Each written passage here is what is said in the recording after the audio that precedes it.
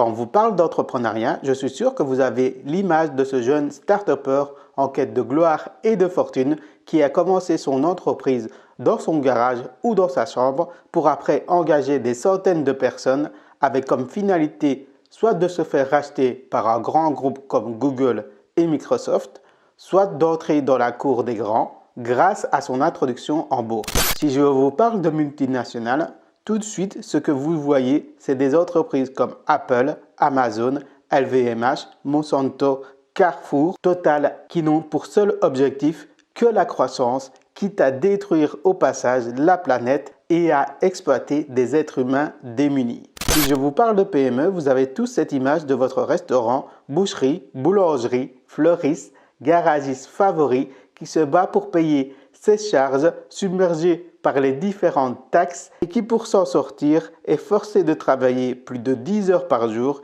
et parfois même de faire du black. Si je vous parle d'entreprise à domicile, vous avez sûrement l'image de ce freelance ou artiste mal payé qui se bat pour trouver des clients ou des prestations ou vendre ses produits sur Internet. Si je vous parle de banque, de politique, de médias ou de santé, il est fort probable que vous ayez à l'esprit les différents scandales financiers et sanitaires de ces 10 dernières décennies. Pourtant, à côté de cette économie de prédation ultralibérale, il existe une autre économie méconnue du grand public, mais qui représente tout de même 10% de l'économie mondiale. Cette économie s'appelle l'économie sociale et solidaire, ou ESS. Et a pour principale caractéristique de mettre l'humain et non le profit au centre de sa proposition de valeur. Si on résume la vie d'un être humain ici en Occident, c'est 8 heures de sommeil, 8 heures de travail et 8 heures de vie politique. Durant la vie politique, chaque personne est libre de choisir ses représentants qui vont le diriger selon le principe du suffrage universel, une personne égale une voix. Cependant, durant notre vie professionnelle, ce principe de démocratie ne s'applique plus. Car un employé est subordonné à un contrat de travail et bien que ce soit lui qui produise la plus grande partie des richesses de son entreprise, il n'a aucun droit de regard sur les décisions qui vont être prises quant au devenir de son entreprise. Là, c'est une action égale une voix.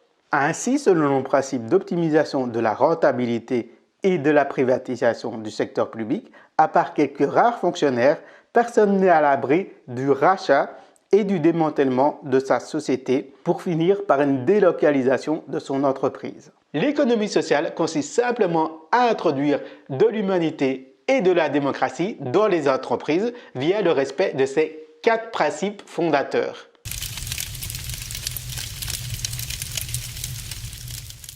En effet, une ESS n'est pas une ASBL ou une ONG.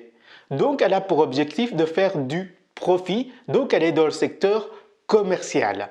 Et donc, sa principale source de revenus ne doit pas être des dons ou des subsides.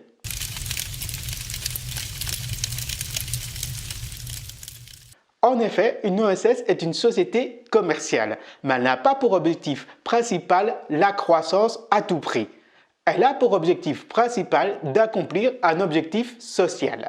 Par exemple, une alimentation durable, le circuit court, une finance éthique, l'éducation des enfants, etc., etc. Dans une ESS, les différences salariales sont souvent inférieures à 1 pour 20. De plus, dans une entreprise d'économie sociale, les dividendes sont plafonnés à 6% car la majorité des bénéfices sont réinvestis pour atteindre l'objectif social. Que vous soyez le PDG, un cadre ou un simple employé, dans une entreprise d'économie sociale, lors de l'Assemblée générale, vous aurez tous une voix. De plus, pour garantir une démocratie équitable, une entreprise d'économie sociale s'engage à mettre le cadre technique et les formations pour que tout le monde puisse prendre une décision éclairée. Si dans le principe toute société commerciale peut se réclamer être une ESS, à partir du moment où elle respecte les 4 principes fondateurs, depuis 1873, il existe un statut spécifique pour ce type de société appelé la coopérative.